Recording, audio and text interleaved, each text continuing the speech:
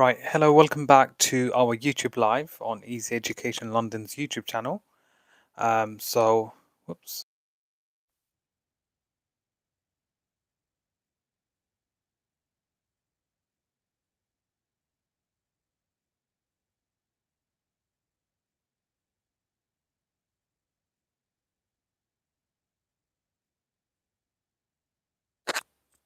Hello, welcome back to Easy Education our YouTube live. So if you can hear me, please leave a comment on the chat so I know. I am using this different mic, or a new mic rather. So if you can hear me, just let me know in the chat so I can get started.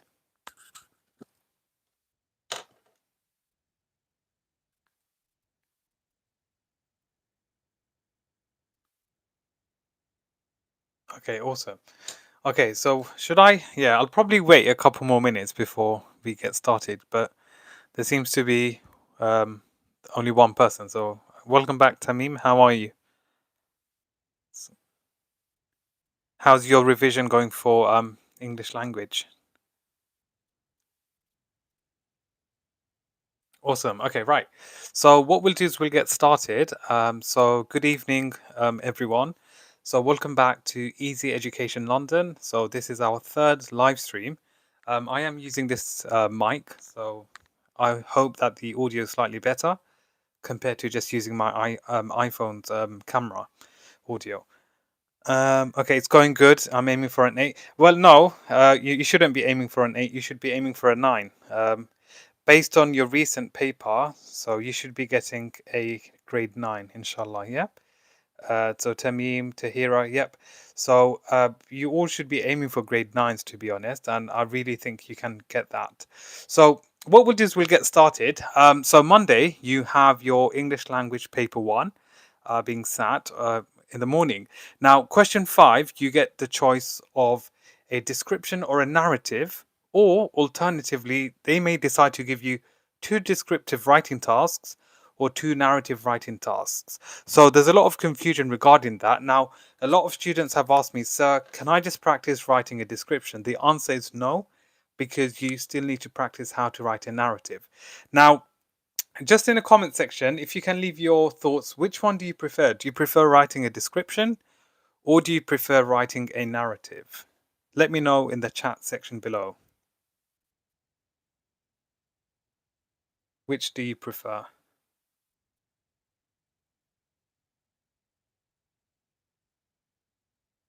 Okay, narrative. Okay, interesting.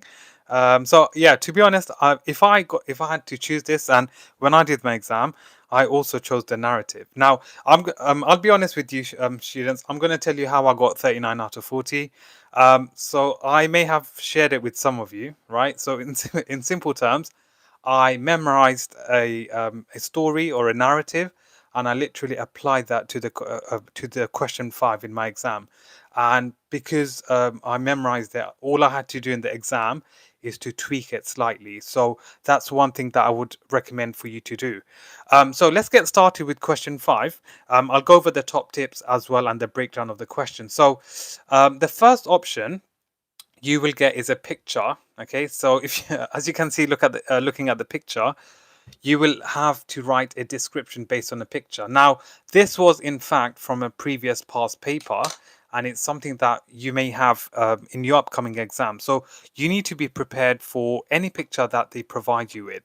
Now, a lot of students would struggle with something like this because they would simply write what they can see. But when you look at a picture like this, you need to think about your 5 senses. But also, you can think about the man in the picture. It doesn't have to be exactly what you can see. You can slightly tweak it and you can slightly adjust it as well. So looking at the picture, you will of course start off with your sight, what you can see, what you can smell, what you can hear, what you can taste, what you can touch as well. But think about the outskirts. Where do you think he is? Is he in a dark room? Is he in an abandoned room? In an abandoned house? So these are things that you want to talk about when you're describing. Now, some top tips you need to remember if you decide to choose the description is to use ambitious vocabulary. Now, to those of you who I teach, you've got a vocab list at the back of your book. You need to make sure that you're consistently referring to your vocab list. You are continuously using it. It doesn't mean you use it in every single sentence, but you should be using it consistently. So it does mention in the mark scheme extensive and ambitious use of vocabulary. So I have provided a, model paragraph on my YouTube channel, so do check it out. It went live, I believe, a couple of hours ago. So when you look at the picture, look at the explicit and also look at the implicit as well. That's important. Now, when you look at the description, simple things that you need to apply: show not tell. Okay, you'll be surprised the number of times I've marked answers where students are not using show not tell. Something so simple, but something that a lot of students completely disregard. How many AV are you expected to use in your answer? Okay, so in as in like ambitious vocabulary, is that what you mean? Okay, if you're referring to how many ambitious vocabulary, there's no specific number, but to be honest, you should be looking to write to use around two per paragraph. Okay, that's just my sort of take on it. You should be looking at writing perhaps two per paragraph. Or, okay, so if I just go to the second one, you may have the option to write a story, so a narrative about a time when things turned out unexpectedly. So again, what you need to do is you need to have a good plan. Okay, so you may decide to use Freytag's pyramid to plan this question. So if you do decide to choose the story, make sure you don't have too many events, okay? Because it's a very short exam. I know it sounds like a long time, but you've only got literally 45 minutes. So you have to be quick with your narrative as well. So what I would say is have a few events, but focus on narrating it. Focus on what's happening, okay? Rather than having this happening, then this happening, then this happening. It gets overwhelming and it's not as effective. Would it be better to have a plan for both? Well, I mean, to be honest, it depends on the question in the exam. Obviously, you will decide which one you want to choose. So if you decide to choose the description, when you're planning, I would say straight away you'd start planning using your five senses. Now, when you look at the picture, you need to think to yourself, you're in the picture, and use that to sort of guide you with your description. But personally, if I was doing this again, and also when I did my exam, I chose the narrative. The reason being, you're not restricted. Who's choosing the narrative? Okay, it seems like most of you are choosing the narrative. I personally, if I was doing this exam, I would be choosing the narrative. The only reason being is that you're not restricted. You can start somewhere. Okay, so you can start in the middle of a forest and you can end up somewhere completely different. Whereas with the description, you are technically quite restricted. So for that reason, I would choose the narrative. Now, I did want to quickly go over some key points before we move on, and I also wanted to show you a answer for you all to mark and provide some feedback. So starting off with question 5, I'm going to run through the assessment objectives and the mark scheme and what you need to know. So I hope you all can see it. Is it blurry or is it visible? Yeah, it should be. It should be visible, by the way. Yeah. Okay. Right. So students are required to write a creative response linked to the topic or theme of the source in section A. They have the opportunity to demonstrate their narrative or descriptive writing skills in response to a written prompt or a visual image. The question will give a choice of, remember this, a descriptive and a narrative task, two descriptive or two narrative tasks. Remember that. Okay. So you do need to practice both of them. Okay. And also remember what you read in source A, there will be some sort of link with it in section B. So, for example, to those of you who attended my revision session um, recently, so we looked at the Alexander Colt insert. You had a question which is actually very similar to what happened in section A. So you can use section A for inspiration. Don't copy and paste the ideas, but you can use snippets of it for inspiration. Now, we accept that it is likely that descriptive pieces could well include elements of narrative, and narrative is very likely to include elements of descriptive writing. But the main focus should be descriptive for descriptive writing and narrative for narrative writing. So that's quite self-explanatory. Now, the mark scheme, what is the examiner looking for? There's certain things that we look out for when marking. So for AO5, you are looking at the content and organization, so how well you organize your ideas and how they flow from one paragraph to another. So that's using language and structure. Okay, remember, a lot of the time students just implement language features. Don't forget about structure. I've said this many times before. Implement structure into your narrative, implement structure into your description. And technical accuracy, very important here. You all should be scoring top marks here. The reason being, it's your spelling, punctuation, and grammar. So before the exam ends, please give yourself 5 minutes towards the end to check over your work for accurate spelling and also using a wide variety of punctuation. So that includes using colons, semicolons, brackets, hyphens, and dashes. So make sure you demonstrate that to the examiner. Do you have the ambitious vocab list on your YouTube?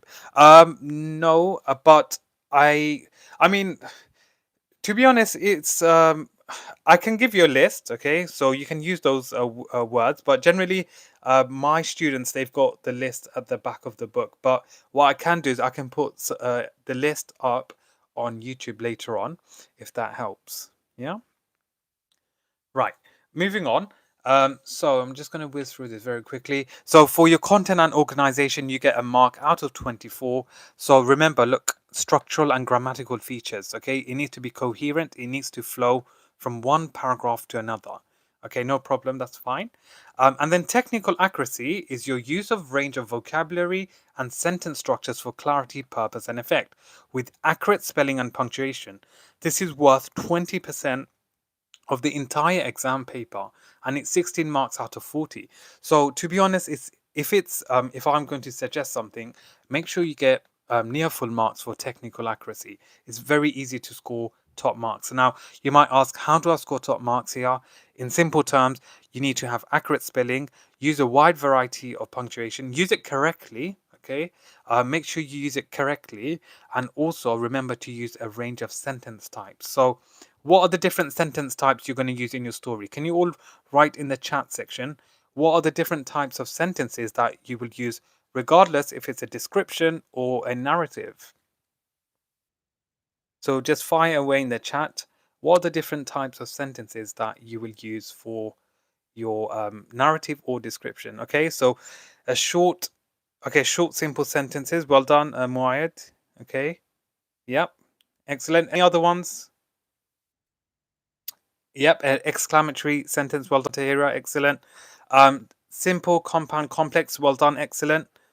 One word sentence. Well done. Also, one top tip. A declarative. Absolutely. One top tip I'll give you all. If you want to impress the examiner for top marks, show sentence variety. Show sentence variation. How many times have we seen students write stories or a description and they use the words like as I or the? Okay, it becomes quite repetitive. So, what are the different sentence openers you can use, regardless of your description or if it's a narrative? So I would recommend there's probably like three or four you can use. The first one is to start with a simile opener. Okay, so you want to write this down and start with the word like. Okay, so for example, like a howling banshee. Okay, a howling banshee is again a female evil spirit, and you can use that to show how loud and aggressive the sounds were. Okay, so you almost had this cacophony as well. So a simile opener is a great way to get marks for sentence variety.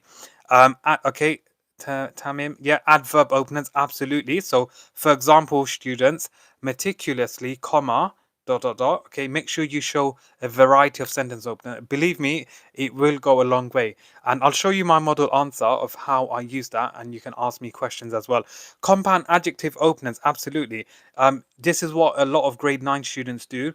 They use compound adjective openers within the sentence. So, in simple terms, it's when you use two adjectives that are joined together with and. So, for example, I don't know, lethargic and exasperated, comma, dot, dot, dot. Okay, so that's literally what a compound adjective is. Okay, and the last one is a prepositional phrase. So, a prepositional phrase is literally describing the position of where something is. So, adjacent to, dot, dot, dot, and you tell us what you're describing here. Okay, so I hope that gives you a better understanding of what you can do to score top marks for AO6. Is there any questions regarding sentence openers and sentence variety? I'll show you examples later on in this live, but is there any questions so far? Or are we good to go? Okay. Hi, Jawad. Yep, welcome. So that's great. So what we'll do is we'll move on, okay, and we'll look at a few examples. We don't have time to be going over all these show not tell, but yeah, so I'm going to have to quickly zoom past this and go on to a model answer because obviously due to time. So if I just scroll down.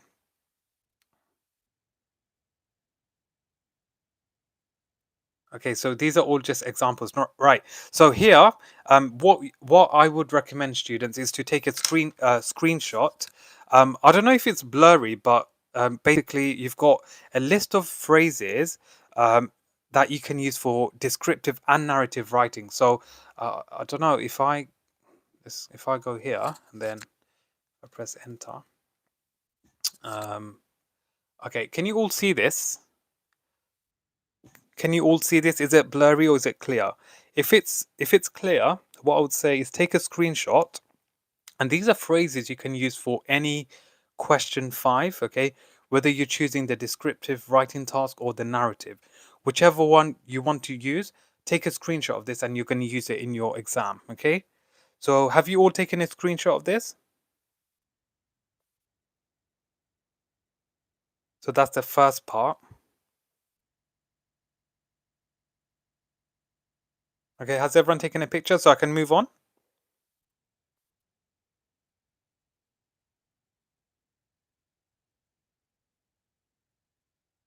Okay, I'm assuming everyone's taken a picture. So what we'll do is I'll move on. The next set of words or phrases, please. Okay, awesome. Okay, thank you, Moayed. Yep, well done, Tamim. So you can take a picture of this. Again, this is the next set of words that you want to take a screenshot of. Again, these are versatile, meaning these are phrases that I use, and a lot of these I've memorized to use in my own writing. So take a screenshot of this and use it in preparation for Monday's exam, and that goes for all exam boards, whether you're Edexcel, Educas, or AQA. I know some of my students here. Some of you are Edexcel, some of you are AQA, and some of you are Educas. But regardless, for section B, it's the exact same for every single exam board. So that's fine. And then there's a few more. So this one, very quickly, if you just take a screenshot of this, and then we can move on. Okay, so that's fine. And then I'm going to have to move on because we've got a few other things to look at. The rest of it, if I teach you face to face, you can ask me and then I can send it to you, whatever. But right, moving on, let's have a look at a model answer. And I'm going to read it out to you, and you all are going to provide feedback and also give it a mark out of 40. Okay, and then we'll see what can be done to improve the answer. And then towards the end of this live, I'm going to give you some top tips of things that can be done to score 39 or 40 out of 40. So the exam question we have here is write the opening part of a story about a place during a storm. So whilst I read it, please consider the mark scheme AO5 and AO6.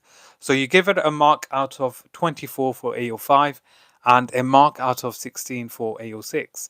So it begins, storms brewed on the emotionless horizon, promising nothing but winds to level even the mightiest of trees. Torrential rain poured down in icy sheets like needles upon my face. The wind didn't howl, it screamed. The rain was not falling, it was driven, hard, merciless, torrential. The trees did not sway, they creaked, bent, and moaned as their fine limbs were ripped away, and their autumnal leaves became not confetti, but ammunition in the gale. A car came out of nowhere and drove right through a puddle that was doing a very good impression of a miniature lake. I was jolted out of my reverie and was dazed and drenched to the bone. Great. Now I had to spend the entire day like this. The added weight of the water was enough to drop my emotions to a new low. I packed my umbrella away. No need for that, now that I'm soaked. The outline of the school was barely visible, even within its proximity. Its church like structure loomed over the rest of the surrounding buildings, as if it was wanting to make its presence known. I opened the gate to find the vast area eerily quiet. Silence. Well, apart from the heavy rain. Across the grounds to the entrance where the sounds of life emerged. The heavy bustling of the multitude of children leaked through the open doors. I entered only to be slapped in the face by the warm heat of the school. I walked into my form room, taking a seat by the window. A thin coat of condensation lined the windows, which I wiped immediately. The power of the storm could be sensed, even from the safety inside. This storm was considered one of the worst to hit Britain in a long time. Warnings were sent across the whole country, ensuring everyone was prepared. This was only the beginning, though. The worst was yet to come. The day passed like usual. The same old struggle through the lessons with teachers whose sole purpose was to cram our heads with useless knowledge. We were advised to stay inside during lunch. Not that it affected me. My lunch periods in school were passed in the corner, reading my books, losing myself to another world. The weather was at breaking point during the final lesson. It was as if God had found a new dial on the weather machine to create havoc. The power had gone and the teacher struggled to maintain everyone's focus. Eventually, giving up, he let us talk amongst each other. I continued gazing out of the window, imagining what the scene would be elsewhere. Other places which were worse hit. The storm had started a day ago, beginning with a month's worth of rainfall in just a few hours. Now the scene had changed completely. When we were dismissed from school, it seemed a challenge to get home. Though the streets were completely deserted, the rain punished us. The wind whipped and the cold bit our fingertips as we struggled to maintain balance.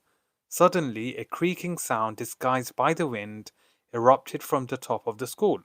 Squinting my eyes, I looked against the rain up at the building to see a segment of the roof being curled away from the school. I was effortlessly removed and flung like a puppet down onto the street. A few screams emerged from the distance. I took this as a sign to hurry home, where I would hopefully be safe from this mess. Okay, so that was literally the end of the narrative. Now, what I would like you to do is to give it a mark, okay, out of 40. So, first of all, for AO5, you give it a mark out of 24. So, for the content and organization. And for AO6, you give it a mark out of 16. And then I'll reveal the mark and I'll go over the reasons for that, okay? So, let me know what you think of this answer. Let's see what you all think in terms of the response or the answer here. And leave your marks in the chat section below. Okay, so do give it a mark for AO5 and also a mark for AO6. So AO5 is out of 24. So the content and organization, so the quality of the ideas, so language and structure.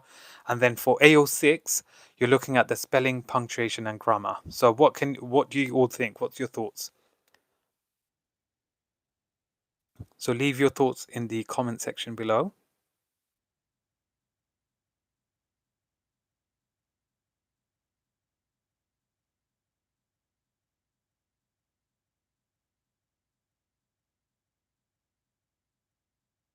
Any guesses?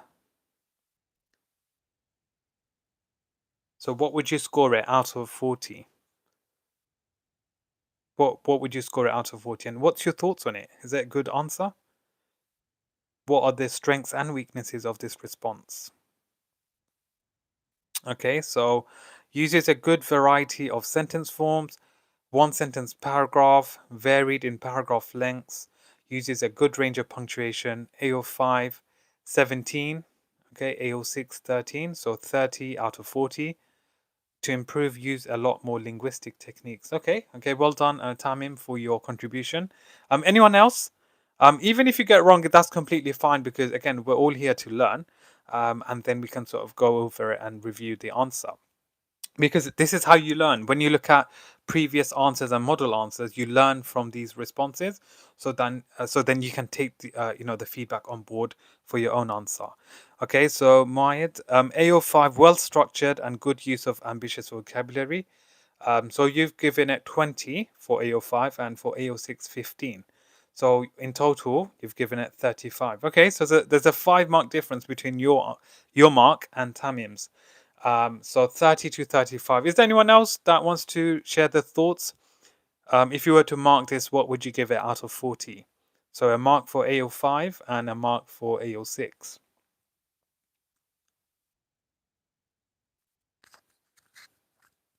So look at the language, look at the structure. What went well here? What are the weaknesses? Is there any things that can be improved? And also, what are things that you can take on board as well to improve your response?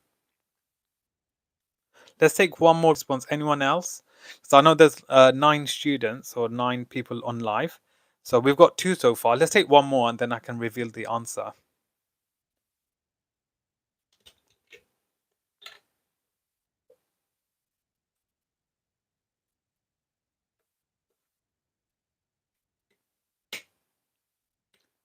Okay, so Tahira, so 19 plus 16, so good use of sentence variety and ambitious vocabulary.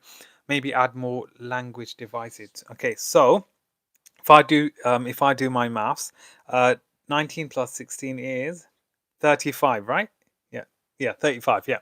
So, okay, well done. So thank you, Tamim, Maid, and Tahira. So 30, we've got 30 out of 40, we've got 35 and 35 out of 40. So I can reveal to you the final answer, or the final mark was in fact, if I scroll down, so this is what I've scored it. 34. Okay, so whoops. So I've scored it 34 here. So for AO5, 20 because it demonstrates compelling and convincing ideas and it's sustained conscious writing with distinct structural features. So I'm sure if you have acknowledged here, the response has many examples of structural techniques. And also for AO6, again, it's almost perfect. It's definitely the higher band, level 4. So scoring 14 and giving it a grand total of 34. So well done to Mayed and Tahira. You're you were close. So you both would be good examiners in the future. So yeah, for AO6, 14 because there is accurate spelling, a wide use of vocabulary choices, as well as sentence forms for effect, and not enough punctuation features to warrant full marks. So, I mean, if you look at the punctuation, right? If I go to the beginning here, we have let's sort of skim and scan. So this is something you want to remember for Monday as well, because if this scored 34, okay, so extremely good answer, and to score 34 is really good, but this is something that you can take on board for your own writing. So if we look at the first paragraph, we've got the use of a colon here, which is used correctly, and then if I scroll down, okay, okay, we've got a punctuation. Does anyone know what this one is? It's church-like. Does anyone know what punctuation that is?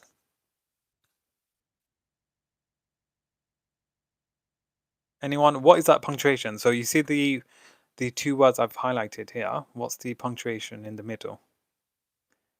A hyphen. Well done. Okay, so it is a hyphen. For some peculiar reason, a lot of students struggle to distinguish between a hyphen and a dash.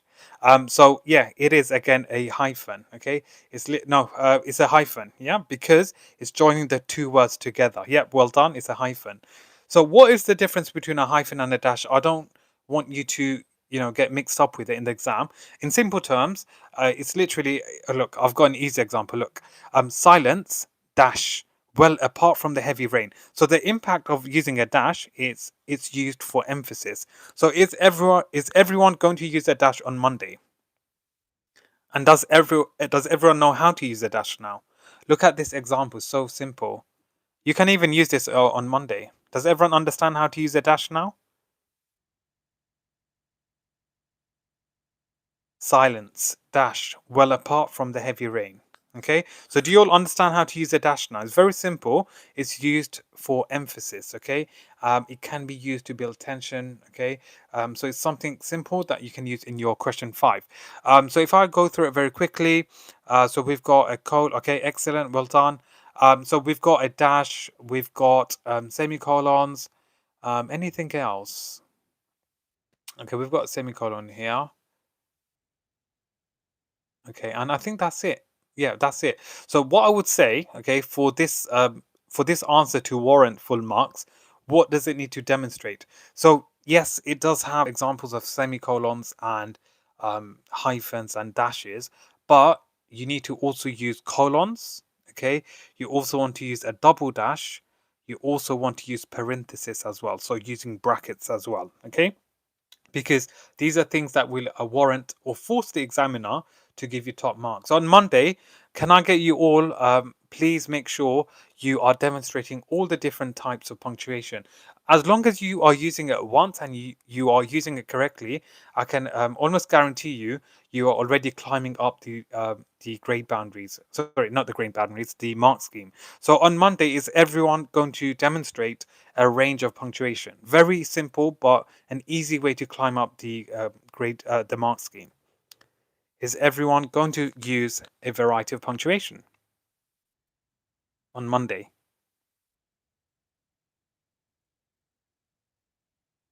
Yep, excellent. Okay, well done. Yes, I need you. I need you all. Please remember this. Something so simple, but it's something that a lot of students, for some strange reason, they forget. Okay, and to those of you who I teach on the weekends, do bring in your answers because what I'll do is I'll mark it and provide you with feedback as well. Okay, right. So moving on.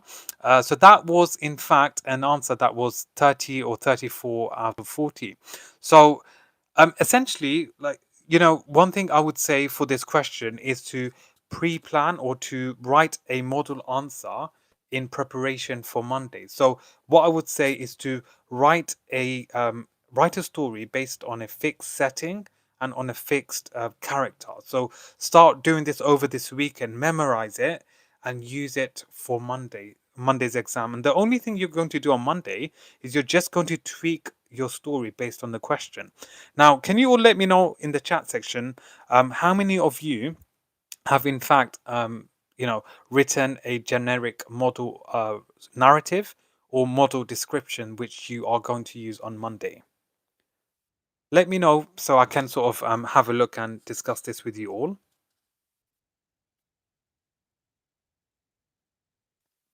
Has everyone written and planned their narrative for Monday?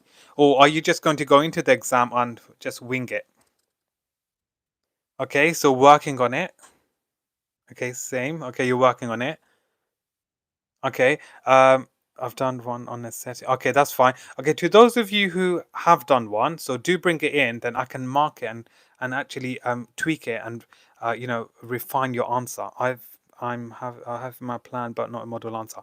Okay, so what I would say, you need to write one for Monday. Okay, learn it. You've got 2 days, and trust me, it will pay dividends. Okay, you're gonna thank me after, but if you can learn and memorize this, okay, you've got 2 days. It's still enough, right?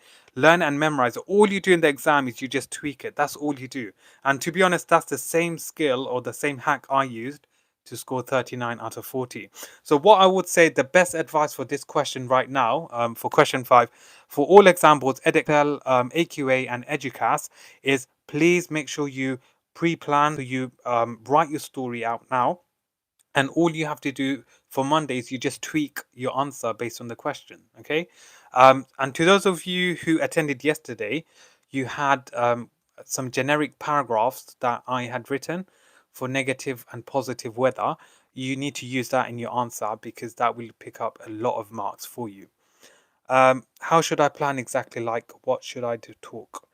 So yeah, so again, it should be again based on a sort of a theme. Okay, so it could be horror, it could be adventure, discovery, it could be sci-fi. So whatever you choose, all you have to do is you tweak the story in your exam. Okay, should I do one character and one setting or what?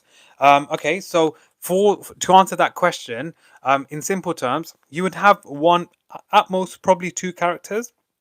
So start practicing writing a description on one or two characters. And then, yeah, and one setting is absolutely fine. Okay. But if you decide to shift the setting from one place to another, then you can do that as well. Okay. So I hope that answers your question. So thank you very much. Does anyone have any final questions regarding question 5? So we went over a sample response. You all marked it, gave it feedback, and I've given you all some top tips in terms of what you need to do. Does anyone have any questions? Anything you'd like to ask? because this is a good time to ask because you've got 2 days to sort of spend, preparing for Monday. Is there any important questions? And feel free to ask as many questions as you want because someone else might have a similar question to you.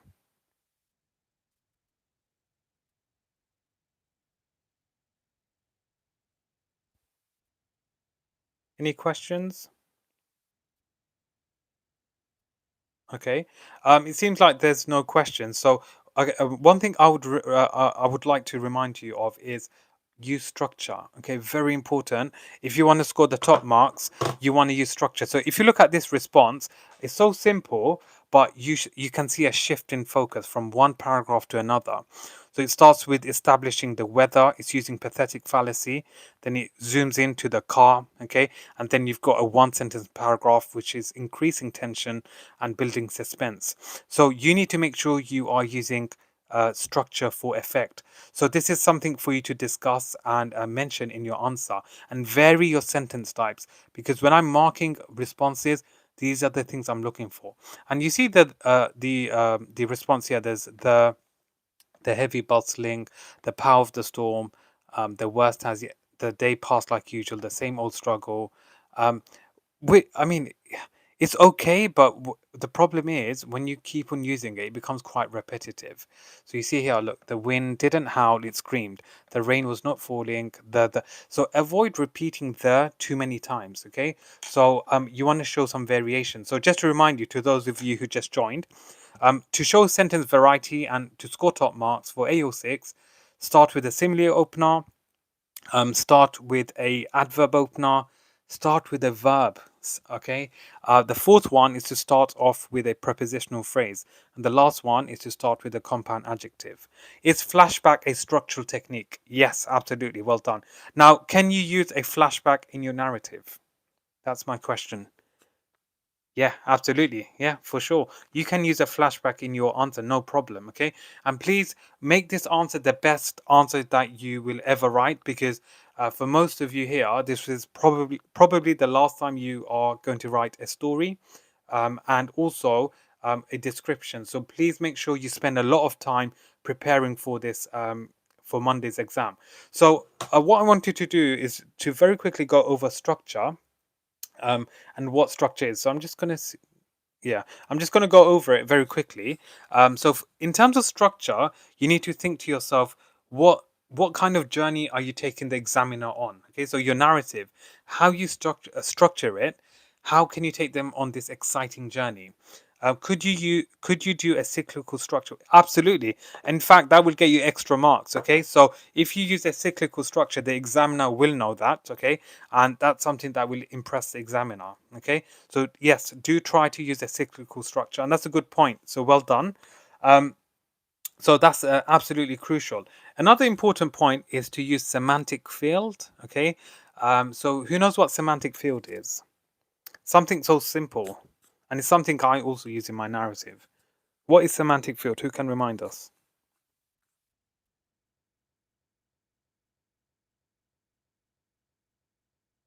Semantic field.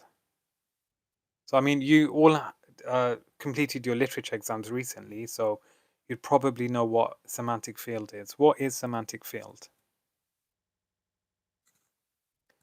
Words that have the same meaning. It is like the theme of the text. Words related to each other to create a theme. A group of words linked to a theme. Yeah, well done. Okay, so that is correct. So I would say the latter response is accurate. So yeah, it's literally using words related to a theme. So what I'm going to say, what I'm going to advise you to do for Monday, if you choose the narrative or the description, use semantic field to do with the war. Okay, to personify the weather. Okay, so for example, if you got clouds, if you've got rain, you want to personify the clouds and also use semantic field. So you could say, for example, the clouds marched across the sky. Okay, and also words like ricochet. Okay, and bullets. Okay, so these are all words associated with war. Okay, so see how you can use semantic field within your answer. And very important, within your response, a lot of the times, I also use in my writing juxtaposition. Very important. Use juxtaposition, show a contrast. Okay, so that could be between the inside and the outside. So if you're describing the negative weather, then you could have a character inside, so inside a house, who's feeling dull, who's feeling depressed, who's feeling jejune. So that can show a contrast, that can show a juxtaposition. And also that links with oxymoron. So oxymoron is when you show a contrast in meanings. Okay, so if you put two words together, so an easy one I give to my own students is a deafening silence. Okay, so a deafening silence is a simple but effective oxymoron. Okay, so that's one that you can remember. So yeah, so I would say learn how to apply juxtaposition and oxymoron. I know some of your answers I've marked even recently. I don't know if Dylan, if you're on the live, if you are, then this is something that you want to remember to use. So should you use structure in your story so that you have a specific amount of structural and language technique in each paragraph? Um, Okay, good question. I mean, it doesn't say specifically how many language or structural techniques you should use, but my advice here would be literally use a variety from language and structure. So that could be using a flashback, that could be using foreshadowing, that could be using a one sentence paragraph for structure. And for language, you might want to use obviously a personification, a simile, and a metaphor. So just try to use a mix, okay? Try to use a range, okay? So I hope that answers your question. Is there any questions, anything you all would like to ask? I may have skipped a few questions some of you have asked. Sure. Okay, I don't think I've missed any questions. No. Okay, so any questions for question 5? Do you all have a better understanding now on how to prepare for question 5? Do you feel more confident after today's live? Is there any sort of gray areas, anything you're still unsure about? Is there anything that's worrying you for question 5? Please ask.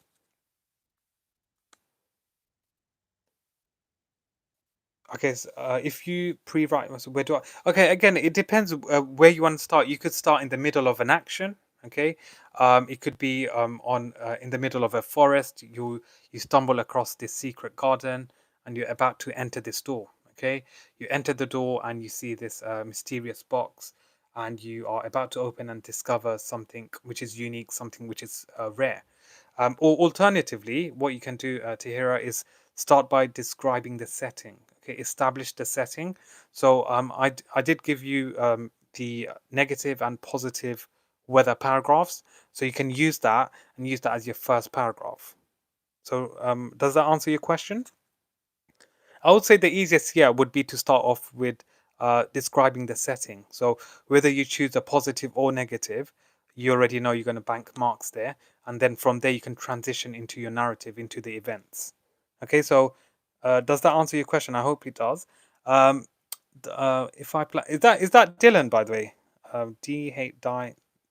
Okay, yeah, I feel like yeah, okay. If I plan an absolutely amazing description in advance, but the rest of my essay is not up to that level, how much will it affect the overall mark? Well, I mean, the- to answer that question, you as long as you follow what we've your teachers have taught you, there shouldn't really be a large disparity between that model paragraph because correct me if I'm wrong, but every other paragraph that you write after, you are still going to be using language techniques such as simile, metaphor, personification. You're still going to be using structure such as a one sentence paragraph, a flashback, juxtaposition, etc. Okay, so does that answer your question?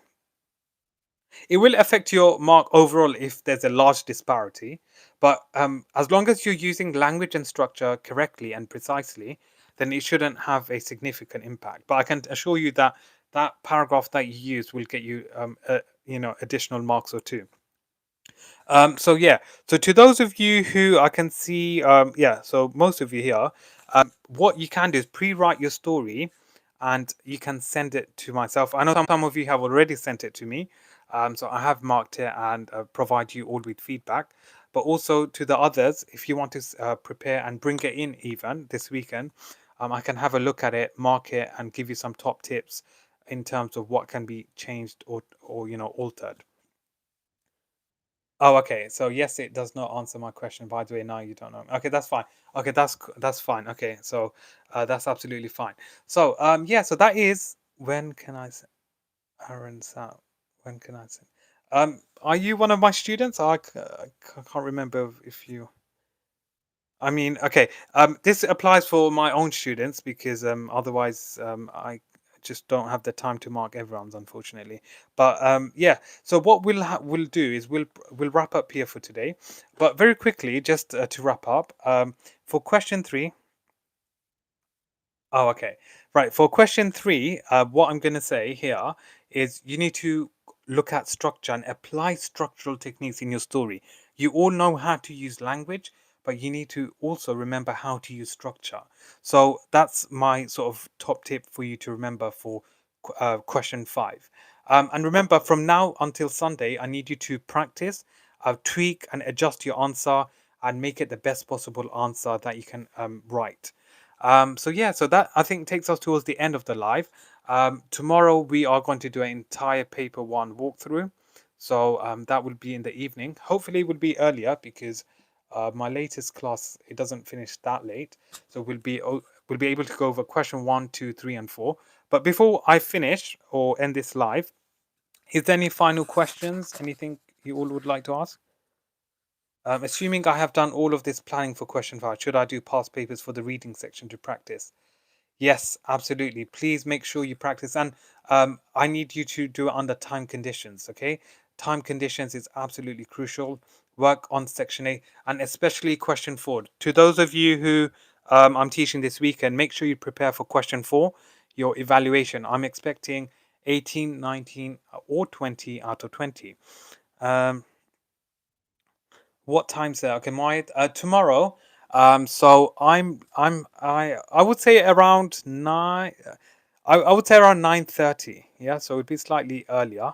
So probably 9:30. But if I can do earlier, then I would let you know. It could be 8:30. But again, it depends if I've got other sort of one-to-one bookings for the year 11s. Is this going to be recorded and sent for those that missed the beginning? Yep. So that yeah, so I can do that. So it can well yeah, I'll save it and it'll be uploaded. For Saturday and Sunday, is there anything particular you guys want me to go over or prepare? I have created some videos today, my model answer on the question five, so you can check that out. What grade is a okay is a 18 out of 20? So you're looking at a grade 9, yeah? Yeah, exactly. Probably a grade 9.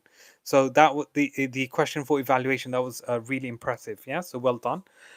Any final questions? So tomorrow we're looking around hopefully to start 9:30. So we'll probably go on for an hour at most. And then we'll sort of walk through the entire paper. Paper 1, question 1, which is listing four things. Question two, which is language analysis. I'm going to give you some top tips. I'll show you my answer of how to score 8 out of 8. Notice, important point is the effect. Very important.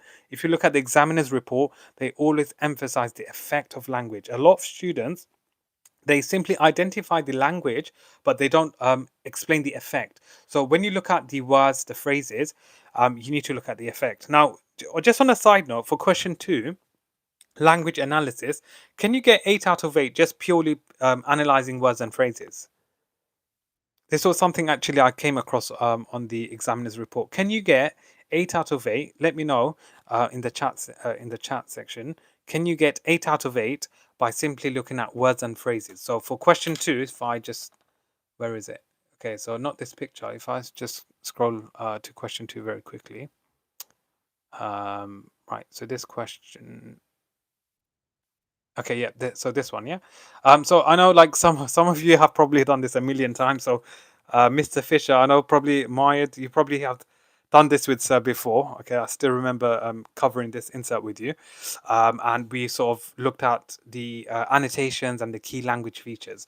So yeah, to answer that question, well done. Yes, you can get 8 out of 8 by simply looking at the words and phrases. Now, I'm not advising that. What I'm advising you to do is to start formulating and writing your paragraphs for question two. So again, what I would call this is pre-planning for question two as well, because every single year, to those of you who attended my revision session during the half term, you would know that every insert will have certain language features, okay? And I can almost guarantee you on Monday, you're going to find certain language techniques, okay? If you don't know, you can write these down very quickly.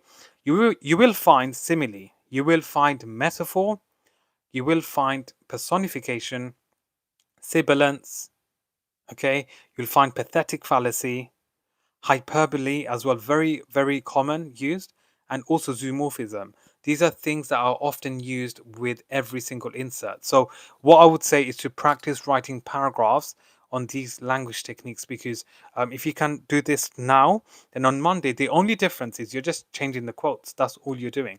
So find a past paper and practice your language analysis, so petal or peel paragraphs based on these techniques. So yes, you can.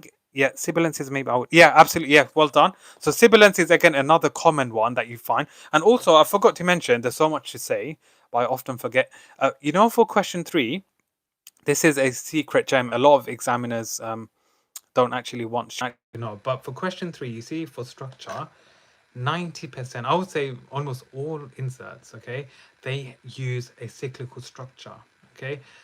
To those of you who have been doing like past papers on a regular basis, you will see that the writer uses a cyclical structure. So obviously, this is something that I'm predicting for the insert for Monday, but that can be again one of your paragraphs. So when you look at question 3, when you look at the focus shifts, towards the end of your question 3, you can talk about the cyclical structure. That's something that will pick up marks and score you top marks for question 3. And again, some top tips and tricks. So always start with the writer begins, okay, the extract by focusing on ... Okay, have a look at my YouTube channel where I've gone over the template which I've created, because most extracts do have a cyclical structure. Then you could start with the phrase, the opening gives us a detailed view ... Okay, so that's something for you to remember, and just a secret for you all to know. Throughout your writings, so this applies for question 3 for AQA, and for edXL, that is, I believe, the 15 marker. Throughout your writing, keep referring to the word structure. Why do you think I say this? Why should you try to use the word structure in your answer? For question 3 and for question 4, who can explain? Why should we use the word structure in our answer?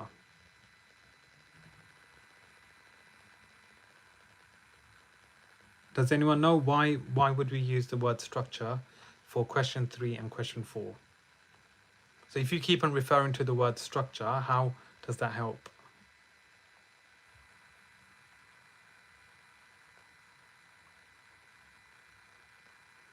No, it's not part of the mark scheme, but it's just a sort of top tip.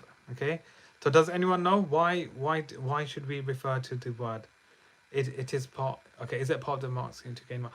No, it's not mentioned specifically. But to answer that question, right? So throughout your writing, you should keep referring to the word structure as the examiner. Put it up. Oh, okay. You're struggling to see. Okay, sorry. So if I Okay, wait, if I zoom in like this. Okay, can you see it now? You should be able to see it.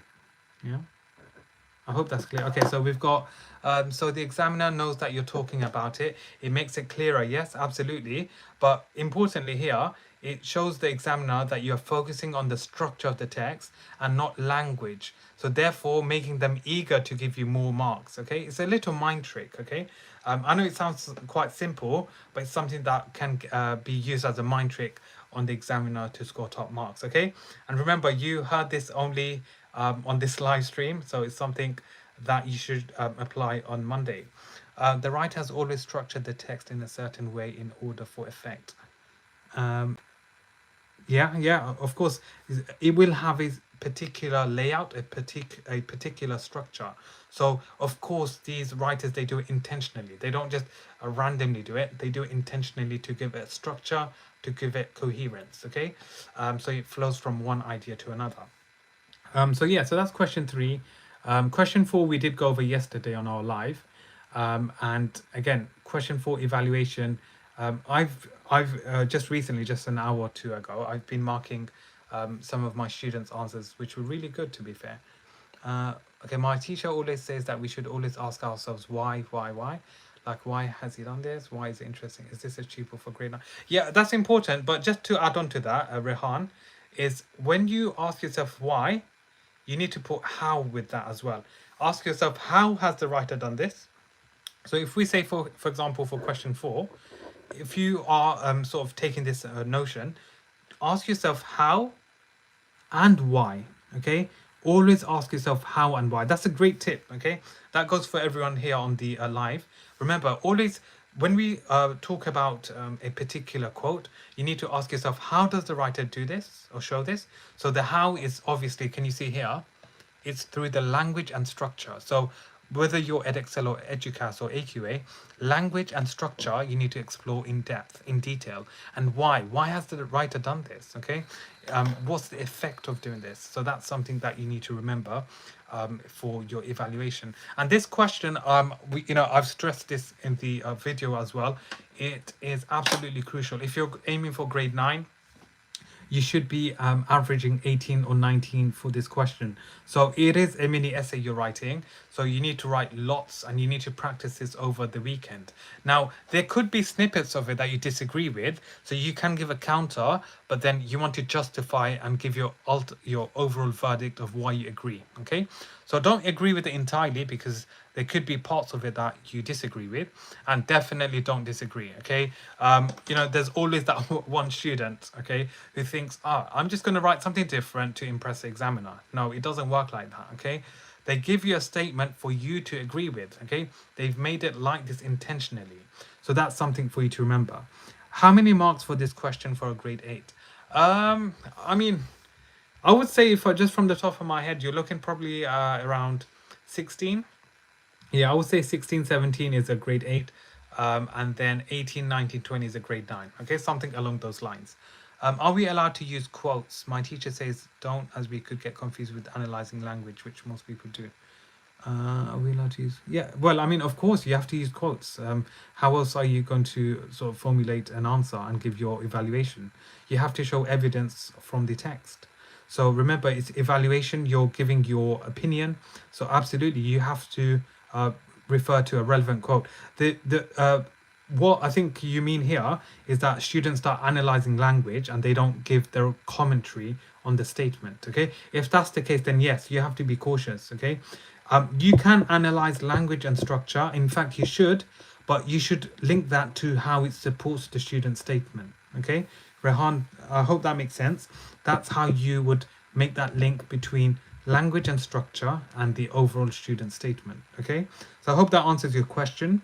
So really good questions from everyone on the chat. That's really good. Again, some of the questions that you asked, someone else might have a similar question as well.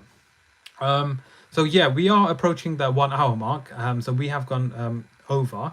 But yeah, what I'll have to do is I'll have to end it here for today. As I do have a very busy day or a busy weekend, just like you all. Hopefully you found this YouTube live beneficial. Thank you all for your support. I do appreciate it. And, it's something that I hope you have some clarity regarding. What paper is this? This is paper 1 for language. So this is being sat on Monday. Yeah, so this is English language paper 1. So yeah, thank you very much. Just to get your thoughts, how did you all find today's YouTube live on Friday evening? So just let me know in the chat section, how did you find your YouTube live? Okay, so for question 3, do you need to do beginning? Yep. Yasmin, yeah, that's correct. Okay, because to answer that is because they ask you refer to the whole of the source. Okay, so you need to look at the beginning, you need to look at the middle, and also you need to look at the end as well. Okay, so do make sure you refer to the relevant quotes there as well. Okay, so yeah, so what I want you to do, year 11th, is be positive, be optimistic, and I believe in you all achieving, excellent grades. Go into the exam optimistic. I know it sounds easy for me to say, but believe me, trust me, it's not difficult at all. And think about literature that you've sat recently. You all did really well. The general feedback, to be honest, from my year 11s is that it was positive. So we want to go into the exam Monday with a positive mindset, and we want to be confident, because when you're confident, you're able to think. If you're able to think, you're able to write amazing answers. Okay, so yeah, what we'll do is we'll continue tomorrow. So in terms of time, I'm thinking to start again probably 9:30. So 9:30 going into 10:30. So we'll go over the entire paper. And again, I'll answer some of your questions. I'll go over my model answers for question one, two, three, and four, and then you can ask me questions, and we can do a live Q&A. So I hope you found this valuable and beneficial. So thank you, Tamin. Thank you, Tahira. Well done. Thank you, Yasmin, as well, and also thank you, Rehan.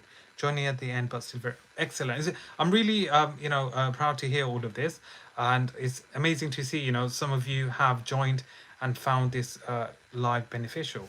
But yeah, so what I'll have to do is I'll have to end it here for today. Enjoy the rest of your evening. Thank you very much, and I shall all see you very soon. Thank you. Okay, thank you. Bye bye.